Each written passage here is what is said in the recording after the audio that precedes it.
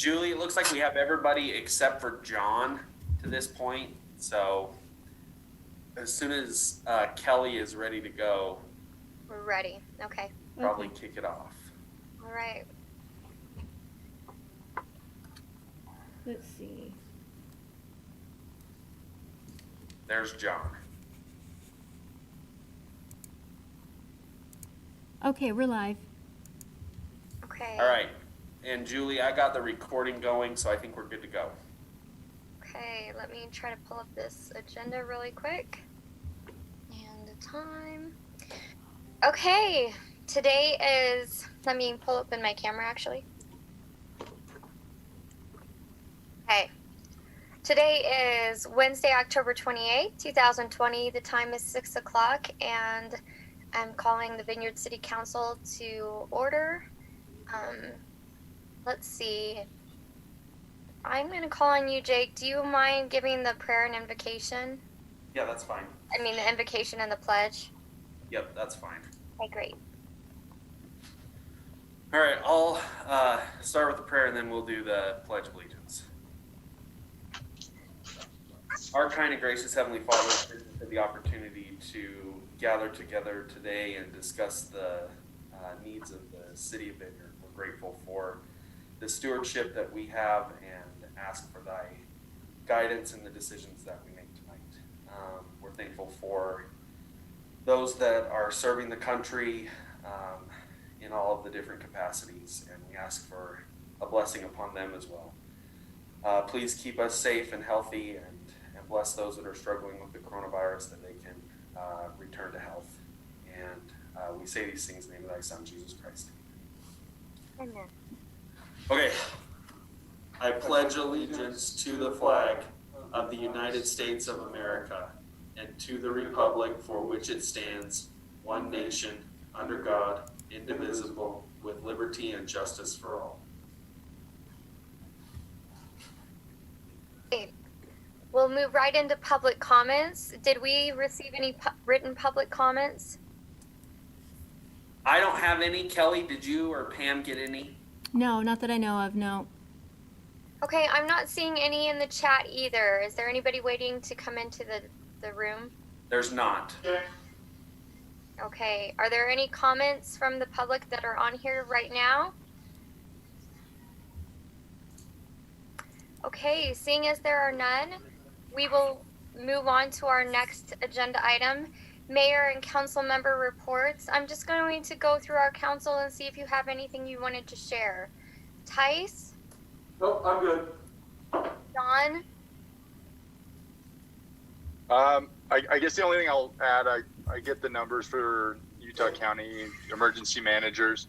I know there's been a lot of discussion over hospital capacity, and I'm just going to tell you, as of yesterday, the ICUs were at 66%, and the non-ICU beds were at 49%. So, and that's trending down from last week, the middle of last week. So just kind of and I'll keep you guys posted as I see those numbers trend up or down. That's not the highest we've seen. It's not the lowest. It's actually probably right around where it's kind of been hovering, is the 50 to 60% ICU bed capacity and 50% or so of non-ICU beds. So that's FYI. I don't know that I know a lot more than anyone else about what to do with that information, but that's the information.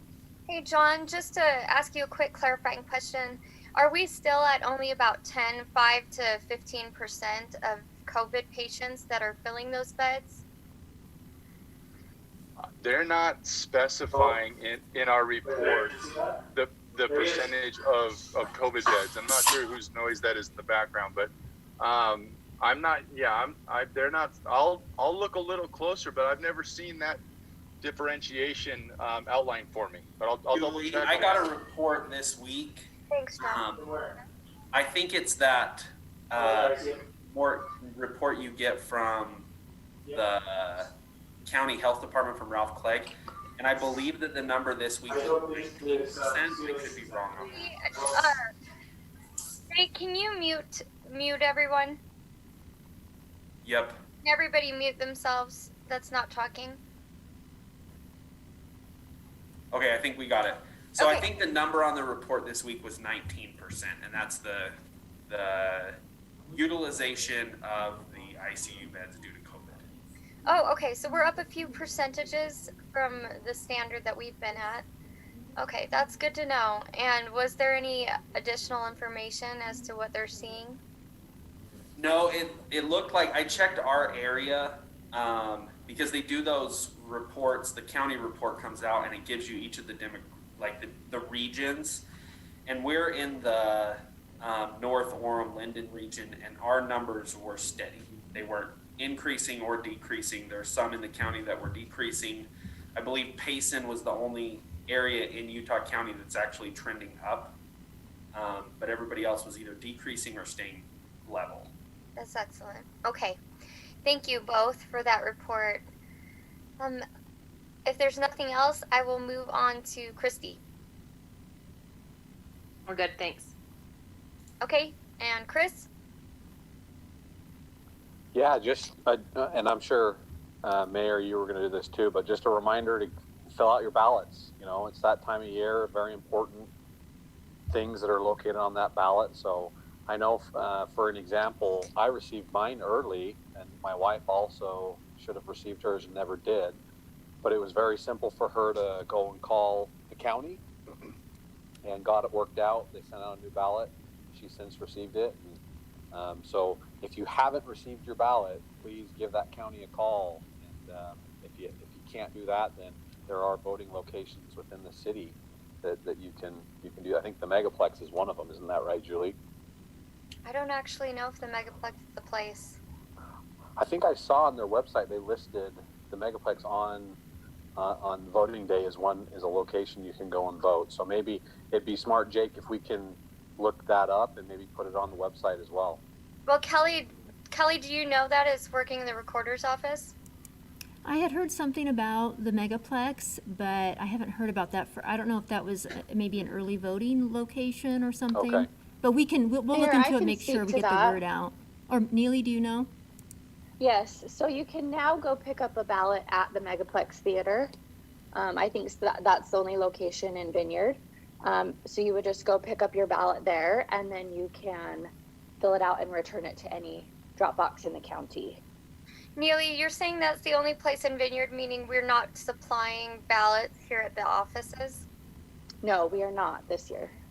Have we posted on social media that that's the place for people to pick up ballots? Yes, we have, and Pam has some additional posts scheduled for the rest of the week. Chris, thanks so much for bringing that up. That's excellent. We'll make sure that we push that out there a lot more. Just to touch on what you're pointing out, Chris, one of the things that happened, the county got our ballots put out early and for the entire city, and they got hung up at the post office. We worked really hard to make sure we found the ballots at the post office, and they've been sending them, but like Chris said, some people haven't received them, and there's alternative forms of voting too. So, and the county actually, in this circumstance for my wife, they were able to send out a new ballot, but what happened is we actually got the old one, so we called them again today, and they were able to reactivate the old one and deactivate the new one that got sent out. So they've been very good to work with. So if you have any confusion or questions, I would say, reach out. The county has been great to work with to help get that stuff figured out. But it's good to know the Megaplex is an easy location for all residents to go pick that up. that's excellent. Okay. Anything else, Chris? You're good to go.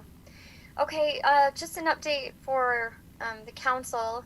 I wanted to let you know that discussions on the Vineyard Connector are starting to go well. We're picking the pace up with that again. This preparation for the legislative session and the prioritization at UDOT.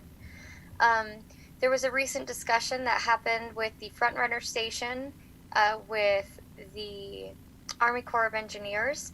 We're waiting to see how the land bank trade for if there's wetlands.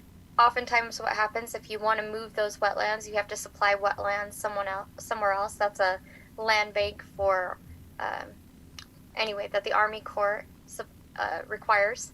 So we're just going through that process now, and the bid came back, and it looks like we're going to be able to start moving forward. The Central Corridor study is going to start happening next week. We're also working with UVU on some discussions to have their students come down and pick out native plants with us for the downtown. I know we have several people on the planning commission working on that, and I believe a land architect is working on that as well. So that'll be a good union that happens. The contract with UPRR is going really well. At this point, it's just red lines that need to come back from the city, and we waited to have our new attorney, Jamie, review it, and we'll see that come on tonight. So once he reviews it, after he comes on, we'll be able to bring that onto the council agenda. So that is all from me. Jake, I'll let the rest of the updates go to you. Okay. Just update the city council on the Buapalooza. We had the event on Monday night. It was a success. We had a lot of cars come through. I heard one person say that they spent 80 minutes waiting to come through. So we're hoping that we don't have to do a drive-through event again in the future, but I feel like, you know, for the 1 year that we had to do it, it went as well as it could have. So, Jake, it was about an hour and a half, but Great. It was well worth it, and we had fun hanging out in the vehicle and waiting, and and the officers did a great job of getting people that tried to cut in front. It was a lot of fun. Good. I'm glad. The next city event really that we have coming up is the Blizzard 5K, and that's coming up a week from Saturday. So if you haven't signed up, go ahead and sign up and come run in the cold with me. We typically, I'm knocking on whatever wood we have in the office here. Typically, we have better weather for the Blizzard 5K than we do for our Halloween event, and that's been the truth every year. So it's historically been a great race, and we're signing up in stages so that we can socially distance and stay kind of far apart from each other. So you've got 10-minute blocks from 9. I think it starts at 8:30 and goes to 9, and then we've got the kids 1K that's happening at 9:30. So if you haven't signed up, go ahead and sign up on the website. And Julie, I did look, and there is details about the Megaplex on the website. Awesome. The link. It's one of 3 locations that the county has that you can pick up a ballot. I guess there's a few more than that, but that is one of them, is the Geneva Megaplex. So. Perfect. Oh, Council, I forgot to mention, we're trying to participate in the Kindness Week that happens annually in November. We wanted to kick it off in Vineyard and do some really neat things to kind of create an atmosphere of kindness and connection. If you're interested, I would really love if you wanted to put a clip together yourself that kind of sent a message of kindness out to the people.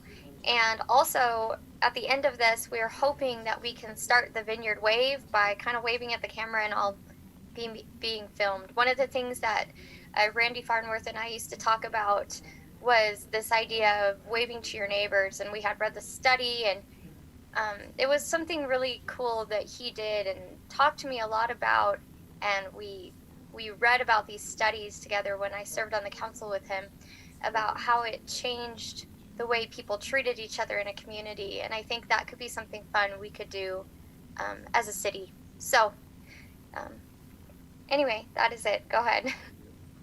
Go ahead, Jake. Oh yeah, the Center Street overpass is moving along.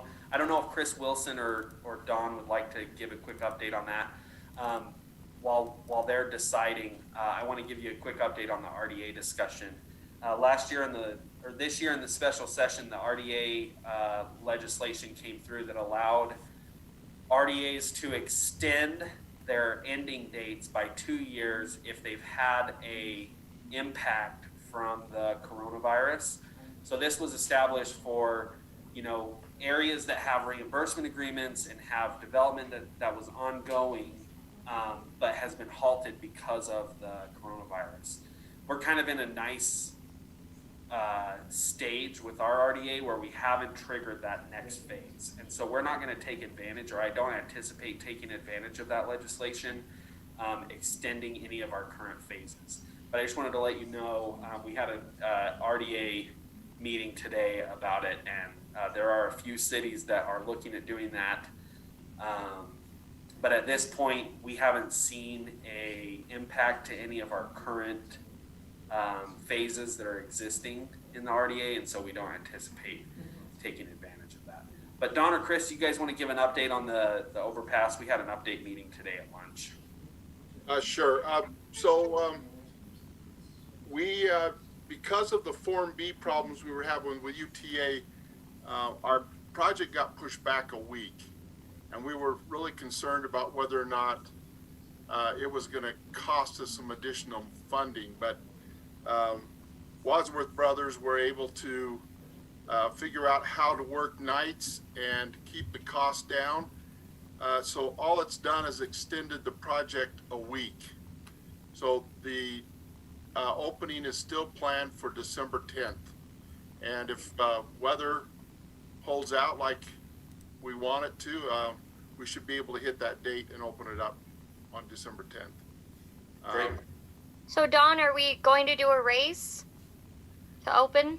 No, I thought we probably just sled. Oh yeah, I seriously. thought we were hoping for good weather, Don. Well, we got to have good weather to get the asphalt down, and then it can snow. So. Yeah, Julie, we've got a meeting scheduled for next week to talk about that boxcar race. So that's something that we want to discuss at a staff level, and so we'll keep you up to date on that. That sounds great. Okay, I think that's all I have, unless there's any questions for me. Any questions for Jake? Okay, Jake, it doesn't look like it. We'll just move on to Mariah's quarterly report. Hi, yeah. So since we kind of readjusted the finance department, added an accountant, I'm going to start taking over the quarterly budget reports. So I used Jake's template this time. It might look a little different moving forward. We are slightly above our projected revenues and slightly below on all of our expenditures, and so I think we're right where we should be. It was in your guys' folders for you to look at, and so I don't really have anything to say unless you have any questions.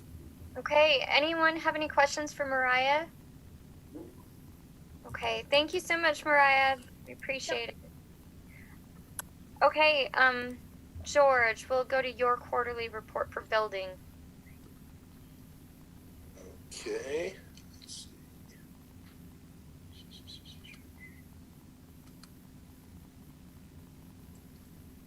Are you able to see my screen? We are. Okay.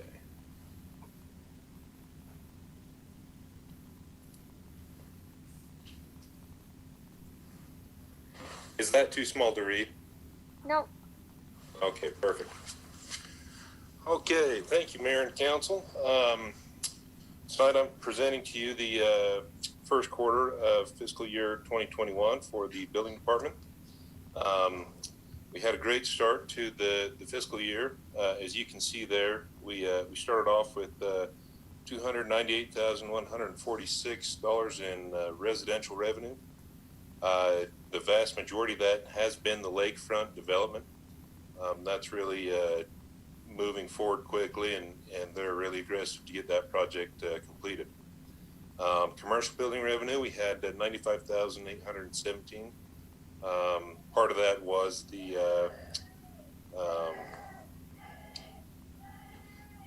apologize if you can hear that crying in the background. Part of that was lakefront, some of their commercial projects there in the commercial residential. So if we look at the comparison over the last 5 years, we had a lot stronger first quarter than we did in the previous fiscal year, but still a little bit behind the other years. However, the other years were our biggest years by far. So still doing really well. As far as permit issuance, we're about in between what we did last year and the year before, which is great. It's a nice even pace. So if we look at our residential occupancy breakdown, we have a total of 4,493 occupied units in Vineyard, which gives us an estimated population of 17,575. And if you look at our pie graph there, it's a great representation of what Vineyard is offering to incoming residents and what the state would really love to see, which is a nice even split between single-family dwellings, multi-family dwellings, and townhomes. That 17,575 or that 4,493 does not include that 422 units that are currently under construction. So we've got a great diverse community. If we look at the residential units permitted, again, like I said, the majority of our works so far this year has been in the lakefront development, which is primarily townhomes and multifamily, which you can see represented there at that bar graph. Currently, we have 378 active construction sites, and we did 1,731 total inspections.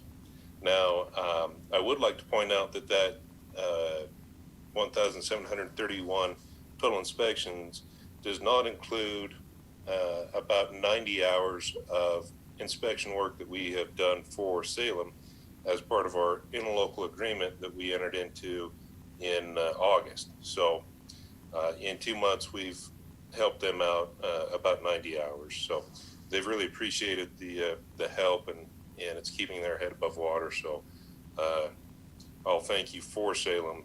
They've really enjoyed it. It's great.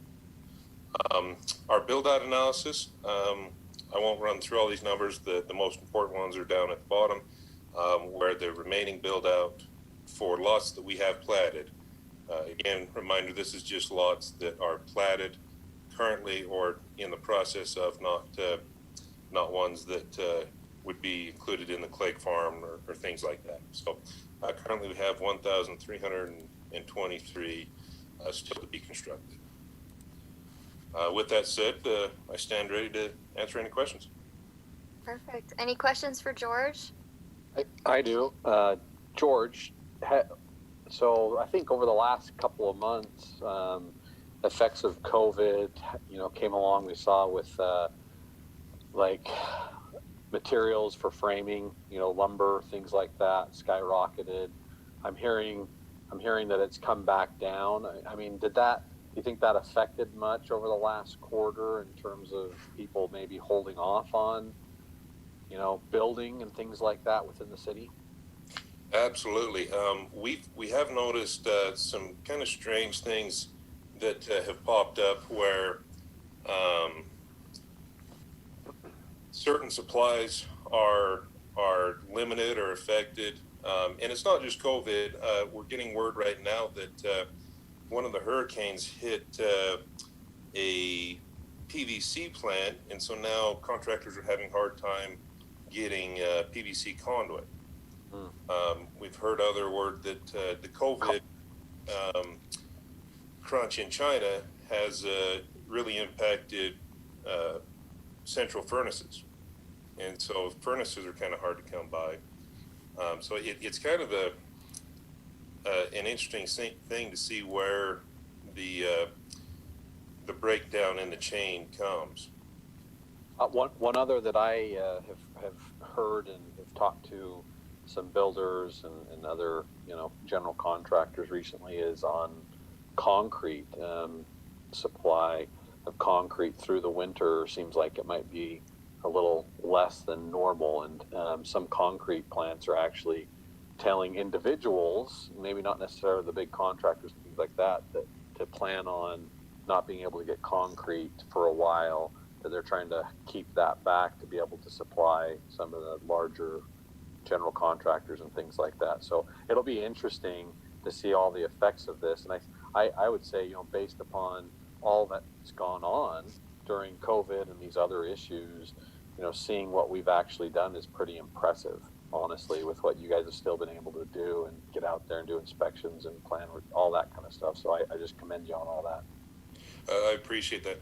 I think one of the reasons why we haven't seen a a really large impact like some of the other jurisdictions is we have primarily large builders that are building in Vineyard. In fact, I was speaking with Edge Homes today, and they were telling me about the concrete shortage and what the concrete producers are telling them is they're basically cutting out everything except for the big builders. They still want to service the big builders. So,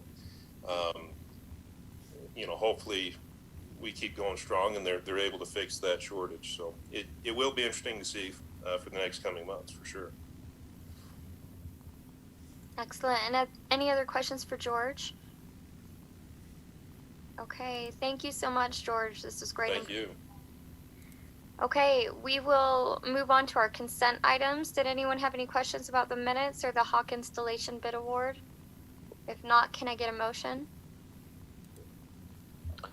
I'll make that motion, Mayor, that we have approved the consent items 5.1 and 5.2 as proposed.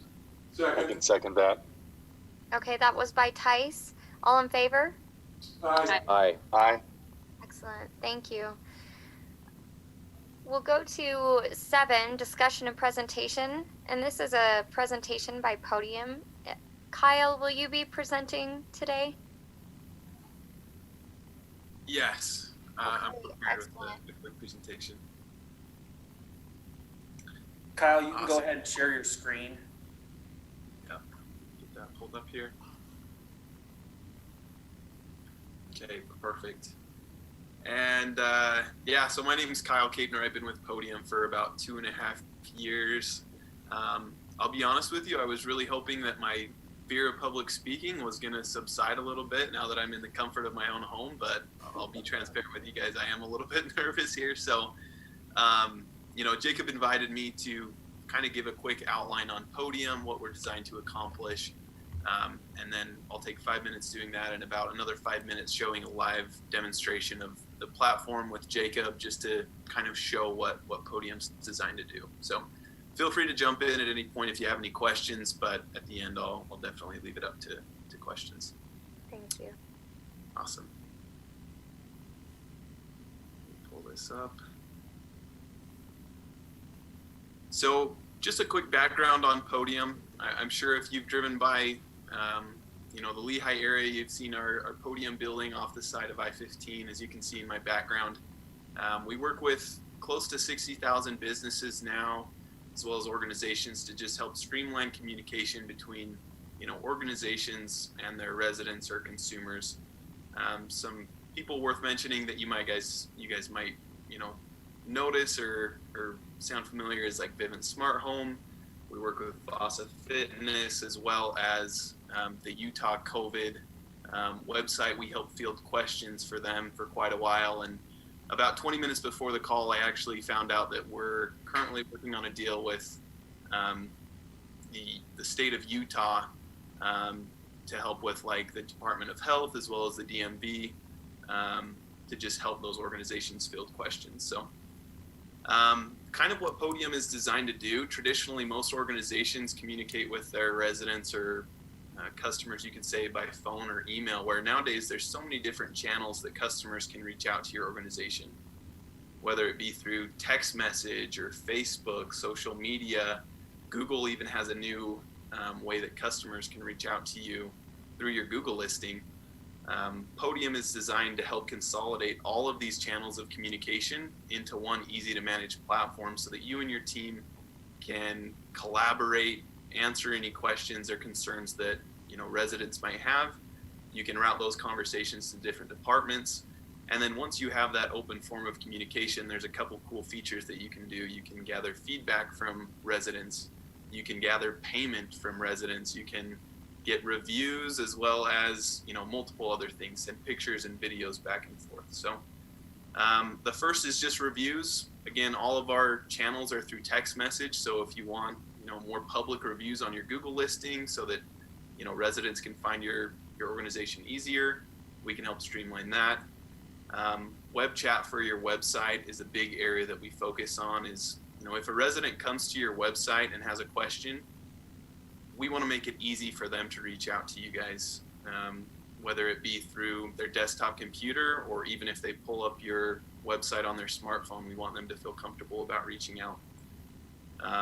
And again, centralize all those interactions in one platform, whether it be through social media, Google Business, messaging, or your website. All those messages will be in one spot. Now, it is important, where all these incoming messages are, we want to be able to collaborate as a team, reassign conversations to different individuals who might be more insightful into that issue. So within Podium, we provide an easy way to communicate internally. Another feature is called payments, where, I use the example of like booking a pavilion. If someone wants to pay for that, instead of having to give their credit card over the phone, you can send over a secure payment link through text message. They put in their credit information and they can pay quickly and efficiently there. The last thing is feedback. Obviously, any organization wants to learn from its residents on how they can do better. Feedback gives a quick way so that customers or residents can leave their feedback for internal use, all through text message. Kyle, I have a quick question. Yeah, go for it. When you say that you can reroute who it goes to, is that done by the resident or the consumer, or is that done internally? So that would be done internally. So typically we host one business landline number as your textable line.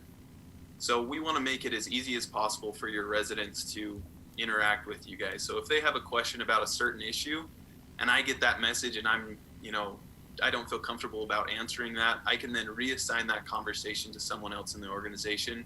But the customer doesn't have to text a different line. It's all done through that same texting line, if that makes sense.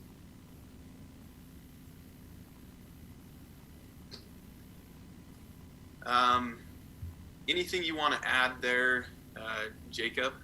Yeah, one of the things that we thought was really nice about this, Julie, and kind of to address your comment, I think where you were going with that, is right now if somebody submits a concern either through social media or on the website, we route that communication to the department that it needs to go to.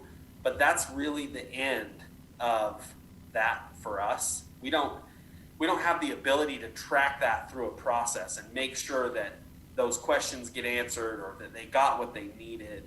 And so once in a while, we'll have somebody that calls back in and says, hey, I never got an answer to this question.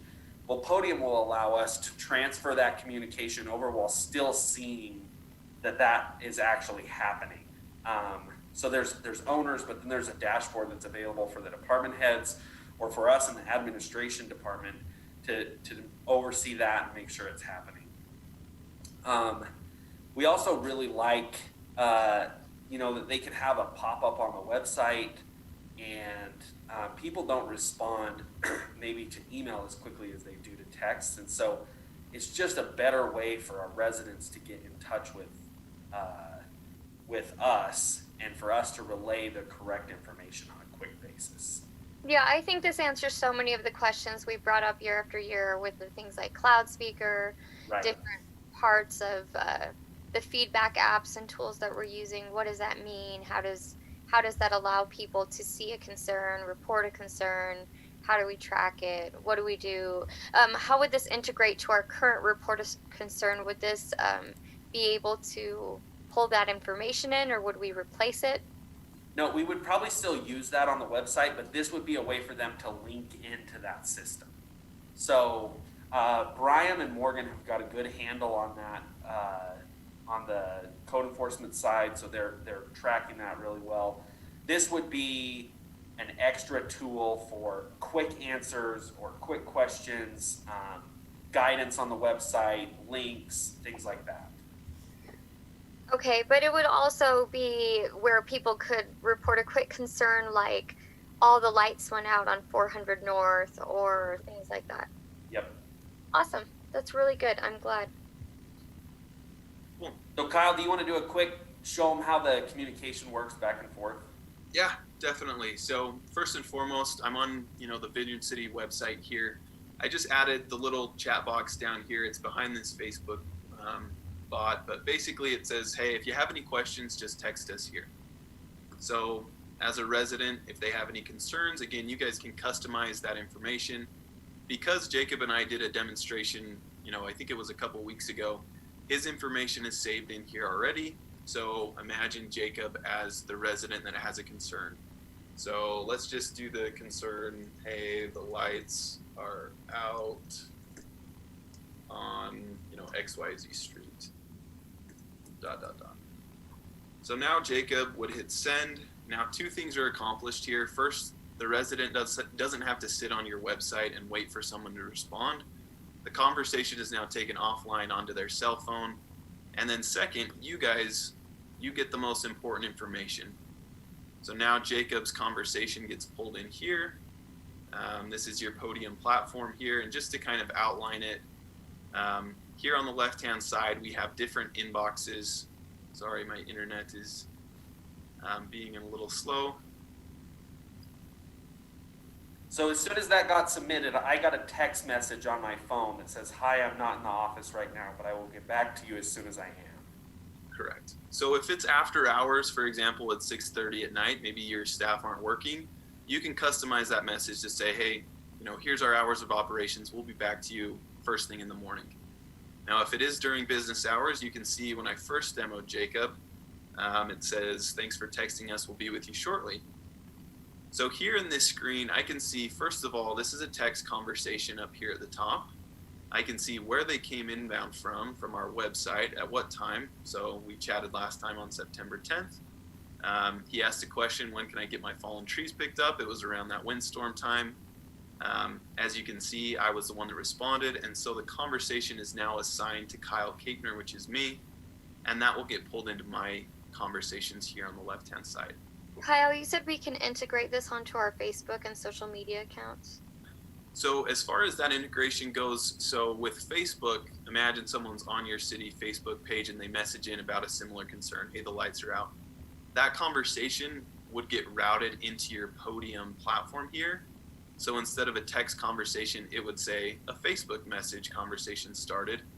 And this gives you and your staff the ability to respond without giving everyone login information to your city Facebook. That's great. Same situation with, Google has a new feature where customers or residents can message your organization, as well as quite a few others.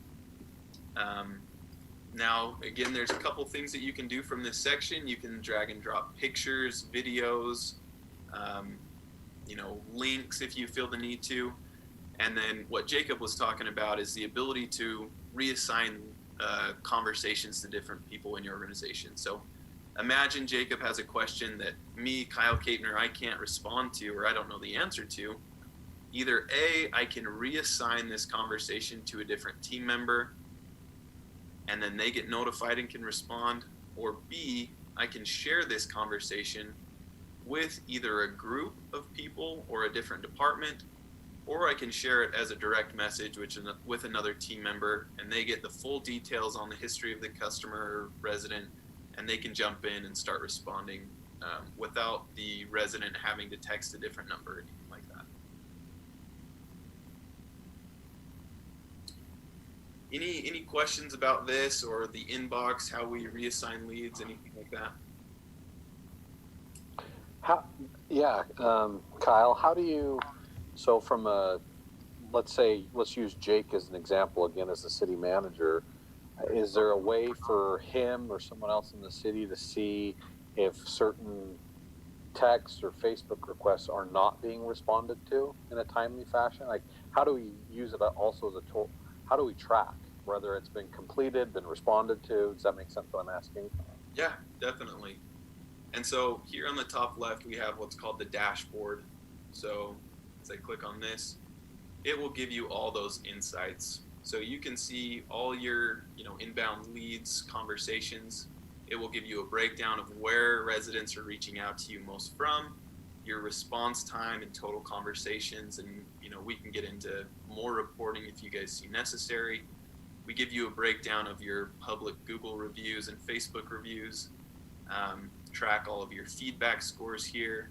And then we also have the ability to manage and track any payment requests that you guys have offered to residents as well.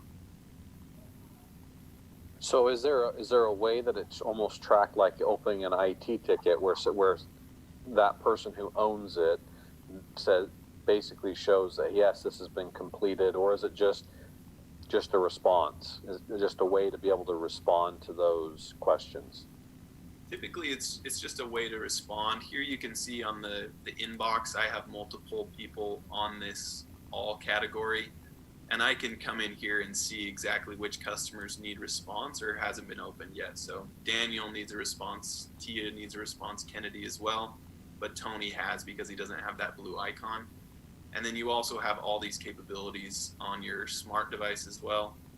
So any conversation that hasn't been responded to, you would get notified just like on your personal text inbox with a little number 1. And then as you open it up, it will give you a breakdown of which conversations haven't been responded to and still need to. So Jake, how would you view, if this is something that the city were to implement, how would you view, would that be something that each department head would follow up on and then report to you, or how would that work? Just to make sure that we're actually not just using it as a way to respond. So right now, Neely and I manage the social media accounts. So we check Facebook and Instagram periodically throughout the day. Candidly, Neely's way better at it than I am. But we'll reroute that communication. It can't be done through social media right now. And so what we'll do is we'll get their contact information, and then we'll say, hey, Public Works, will you reach out to this person? Where this way we can actually keep it in this dashboard and just see where that communication is going, so we can keep an eye on it. And if there's a specific one that we want to track, then we can make sure that we're in the group or we're an owner of that communication. So there's no current pipeline. Yeah, there's not a good pipeline to transmit information from social media accounts or the website over to a text message thread and then keep track of it. So this seemed like a good opportunity for us to make it more seamless for the residents. Well, and to provide some type of tracking so we can follow up and make sure that there was some sort of paper trail. Yep, that as well. Can I ask a quick question? Yeah. As it gets transferred from person to person, would the resident know that they're talking to different people? Like, would it be clear that their message had been transferred? No, so again, it comes back to, from our perspective, we want to make it as easy as possible for your residents. So it would all be coming from one number. So for example, if I were to reassign this conversation to, let's say, Brett Steele, who's my manager, I reassign it to Brett. He would then get notified, hey, I have a new conversation I need to respond to. He would have the full customer history here that he can check into. And then as he responds, the customer doesn't know that they're talking to a different person in the organization. But, as you can see, we take note of everything that happens within Podium. So Kyle Kapner assigned this conversation to Brett Steele. So,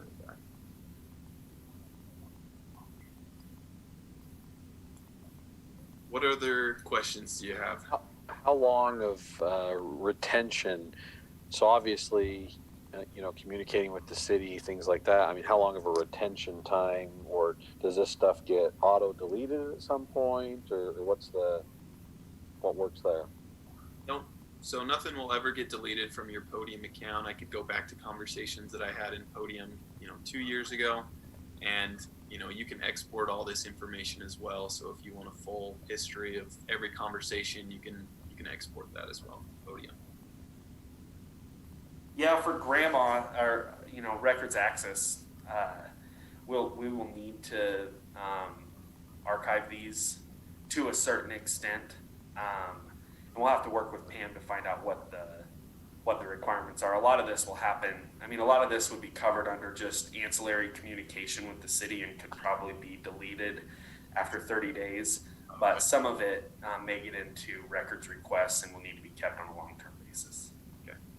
And then Kyle, I mean, I don't know if you work with other municipalities and things like that, but I mean, is this just the tip of the iceberg that other cities and organizations like ourselves are using, or is there more to it than what you've just showed us?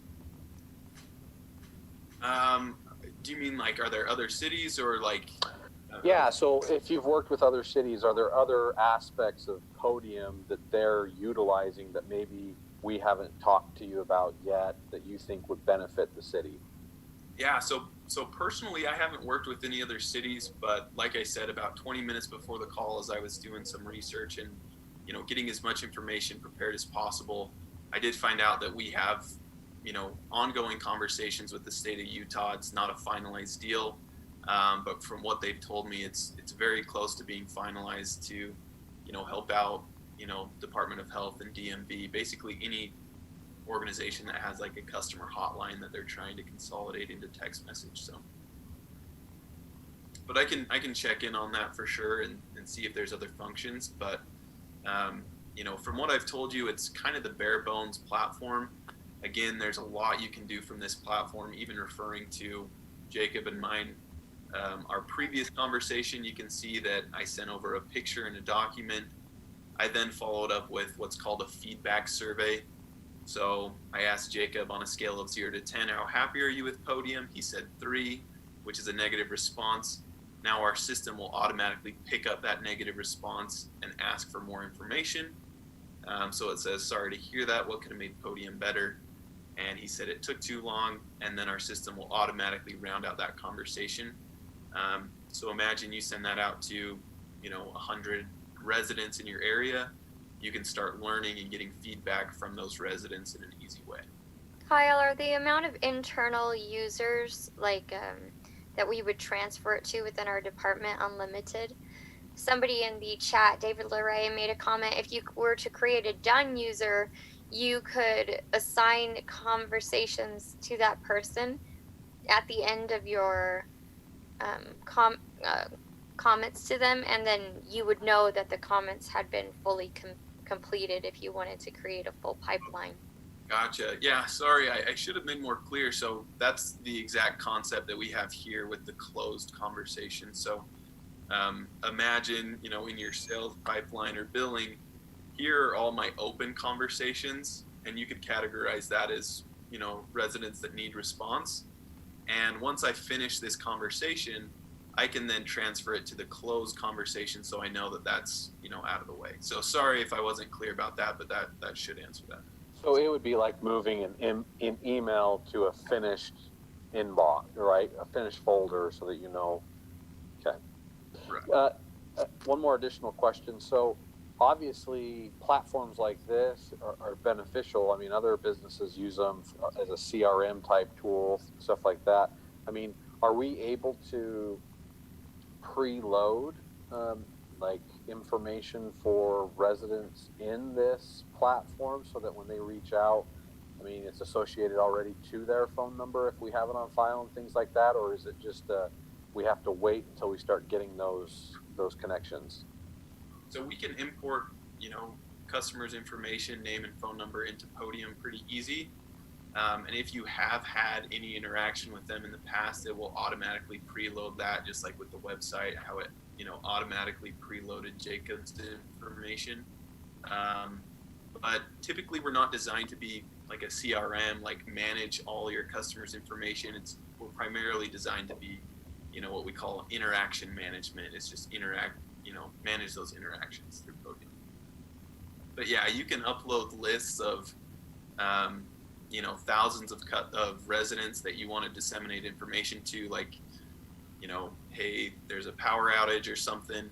You can upload a list of customers, create a template that you want to send out to all of them. It will have some smart fields like auto-populate their name, your name, that type of stuff, so that you can send out bulk messages as well. And Julie, just to answer your question, you can have unlimited users within Podium. So how we charge is a monthly fee, and that gives you unlimited users, unlimited text messages as well.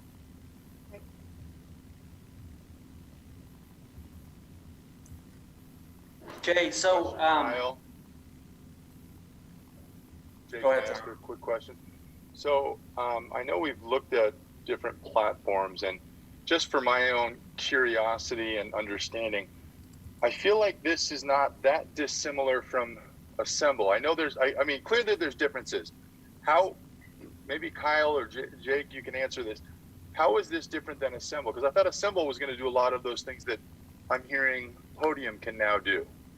So this is different because this is people reaching out to us. So this is a way for us to streamline communication coming into the city. Okay. So people that would normally reach out on the website or over social media or come into the office or call into the office, this is a better way for them to connect with the city and then have us make sure that their questions are getting answered and track that communication. And you get the notification, so it doesn't just sit there getting unanswered, right? Did I see that right? Okay. Yeah. No, that makes sense. Got it. Yeah, and Assemble is more for us when we're seeking resident feedback on certain issues. We'll create a poll or a survey or whatever, and we'll reach out to them.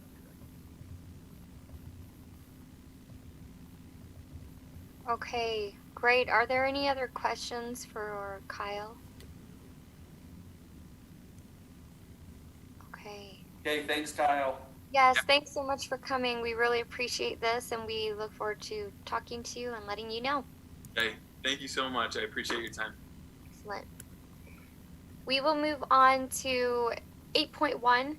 This is just a discussion on our personnel policy and procedures manual, and I believe Albert's going to present some of the changes and insurance quotes. Is that right? Yep. Okay. Make sure Albert's here. Yeah, Albert, are you good to go? Yeah. And maybe introduce yourself. I don't know that everybody on the council's met yet, so. I was on the last meeting with David Church and his last, but looking forward to the day when we can finally meet face to face with the rest of you. So, my name's Albert Foster. I've been with the city for a little over a year now, helping with HR issues, and I've met with all of the employees, and I get to speak with Jake on a regular basis and with a lot of the department heads, working through coaching issues. And I just have to say I absolutely love working for Vineyard City. It's been fabulous. So we are we are the largest city in Utah that does not offer a group health plan or group benefits to our employees. There are several smaller cities. We are by far the largest without a group plan. And the problem that creates will be with retention of our employees and especially with recruiting. We're getting to the size where we're not going to be able to really attract top talent without offering some type of a benefit plan. So Jake had us go out and find various quotes. We received quotes back from PHP and Select Health, and ultimately the PHP quotes look better. It's hard to beat PHP when you're in the government arena. That's the only thing they do. They won't provide insurance on private industry, and where their quotes are better, the cost is great, and also the out-of-pocket maximums that they're offering to this plan is a lot better than what Select Health. For example, on the Star Option 2, which is the high deductible plan, the family out-of-pocket maximum is $6,000 compared to Select Health, where they would be $13,800. And the whole point of health insurance is really to be covered against those catastrophic claims and to avoid being in a bankruptcy situation. So I think a good plan with PHP would be the way to go. Jake, did you want to share your screen or should I share mine? You can go ahead and share yours unless you want me to. Let me find the right screen. I've set it up so you can, yeah. Okay. Okay. Let me move over here.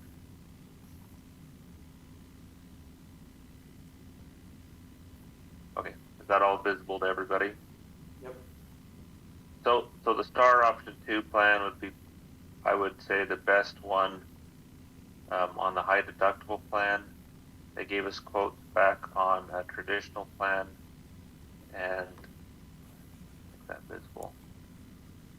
The Option 2 would be the best one to go with on the traditional when we put together the employee cost, there are a couple ways to do it.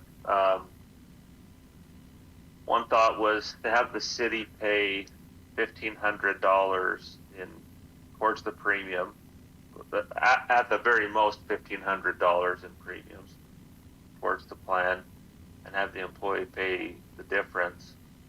If we had the employees pay, and this option one would be the employee would pay nothing if they sign up for the STAR, the high deductible plan.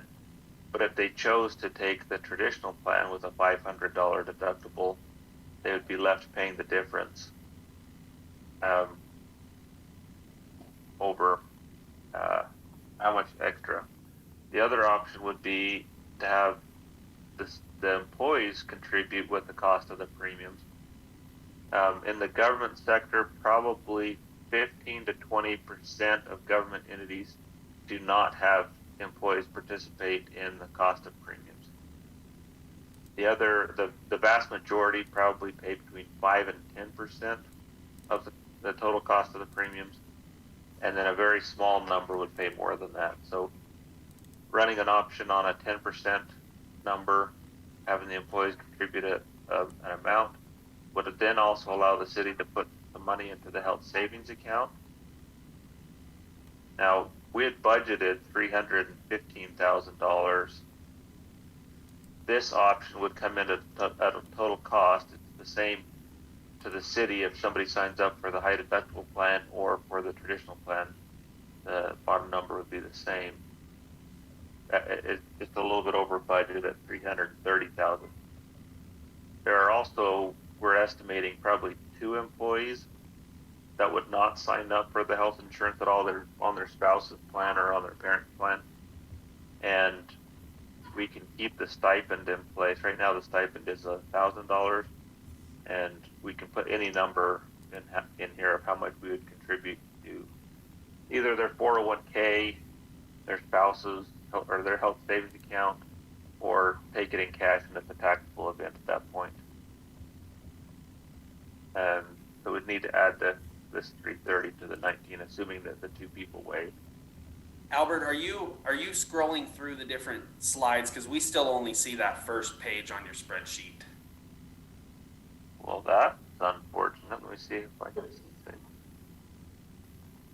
So really quick for the residents that are on the call and for the city council members, we had budgeted $315 for the year. We have used a little bit below $150,000, or we will, as of January 1st, have used a little bit below $150,000. So we've got around $165 left in the budget for the year. And these are annual costs. And so we're looking at a half year. So if you break these down, if the city were to fund the insurance plans that we're proposing, both offering an HSA option and a traditional plan option to the employees, and funded 100%, it would cost the city around $184,000 for the remainder of the year. So a cost of around I think Albert shows it as $350. Yeah. And then if that were to go down to having the employees fund, was the third option 15%, Albert? 15. So if the employees funded 15% of the plan, it would cost the city $160,000. So we're right there in the budget. In my staff report, I recommended that we offer the 2 plans, the traditional health insurance plan and then the HSA or the high deductible plan, with a 10% contribution from the employees as kind of their contribution toward the premiums. And then if they chose the HSA plan, there would be a HSA contribution coming from the city. So essentially you would be creating a forced savings account if they chose the HSA option. I think that will make that option really attractive to the employees. And I would also recommend that we put the stipend, keep the stipend at least $800 per month, because I do think that there are certain employees that are taking advantage of that right now, and it would be a decrease to them if we were to take that stipend away. So I'd recommend keeping the stipend at 800 for those people that are not taking part in the program. And then my recommendation was the 10% rate for the employees. And Jake, what does the 10% look like monthly for the employees with the high deductible versus traditional? Roughly, give me a rough dollar figure to that. So Can you see my screen on this? We I can't. can't. You're still on that Albert's original stuck on screen. that first thing. So let having me a sense see. of what that. Oh, I see. Oh, I do see down here 5. So I don't know what the 539 though is. Is that There you go. 10%? John, you got can it. see it now. You can see it now. So show me, highlight the monthly contribution at 10% for the employees if they went high deductible or traditional. Is that what you're highlighting, Albert? Yep. Yeah, so that's high deductible. That would be traditional. Okay, at 10%. Correct. Okay. I don't think those numbers are unreasonable to require. No, those are very reasonable numbers. I mean, honestly, I paid more when I was a fireman, so that's a very good number. Those are very good numbers. Yeah, And the other thing we need to keep in mind on this is as good as it gets. You know, from here, benefits only get worse, and so I mean, this is probably as rich as the plan will ever be starting out. And that's a per month number you're showing there. So the employee portion of 148.38, that's a per month or a per pay period? Per month. That's per month. Yeah, that's awesome. I mean, Yeah. that's wow. That sounds great. We also received a couple neat things with this quote in that PHP wants to line this up with your fiscal year, which, you know, starts in July. So that we had the choice of a 6-month contract or an 18-month contract. The difference in price was 2%. Well, inflation is more than medical inflation is like 7%. So it made a lot more sense to take the 18-month contract, which makes their deductibles work on a plan year. So everybody's deductible will be on an 18-month deductible starting out. And our rate will stay the same for the next 18 months until we can line up with July of 2022's budget.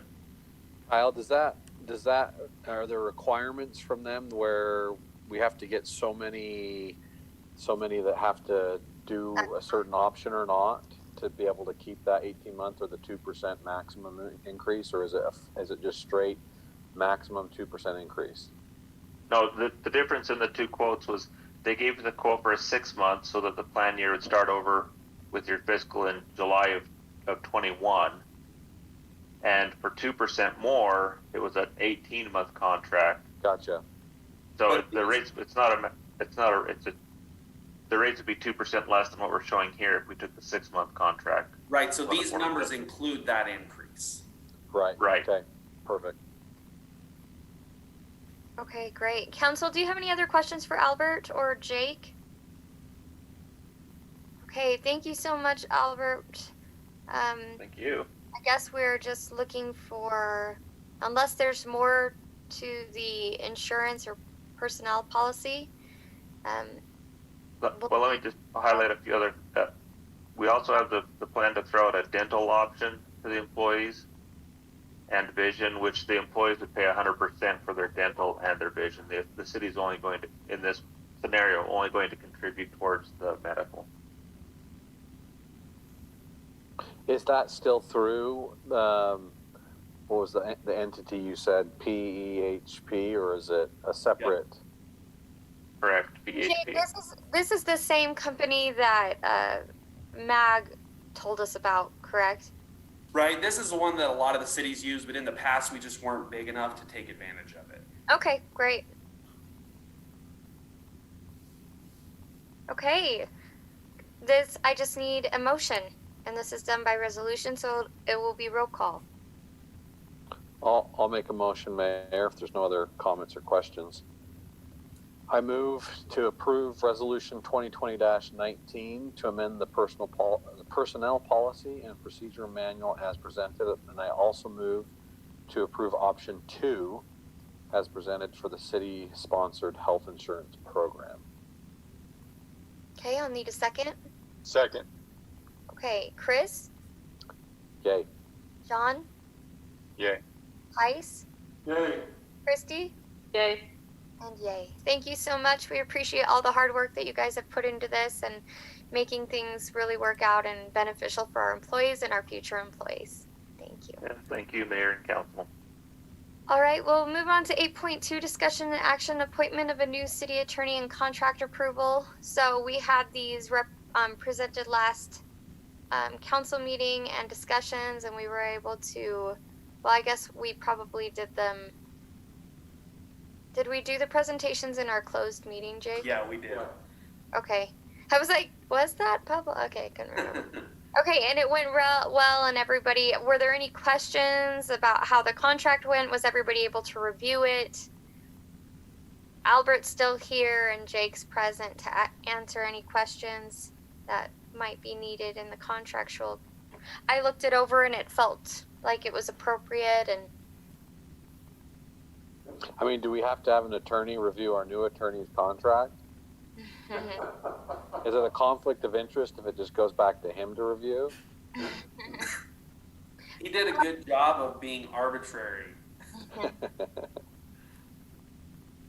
I didn't have any issues with it, Mayor, so unless another council member has other comments, I'm willing to make a motion. Okay, council, do you have any other comments or questions about it?